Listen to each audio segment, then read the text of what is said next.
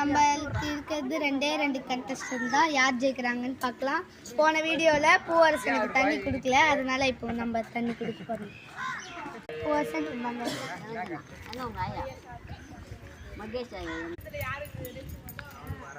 குடிச்சிட்டாங்க. Okay, வாங்க பார்க்கலாம் யார் ஜெயிக்க போகிறாங்க.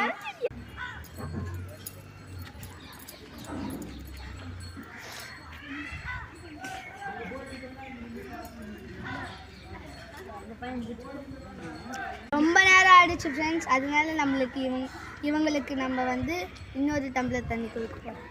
கீர்த்தி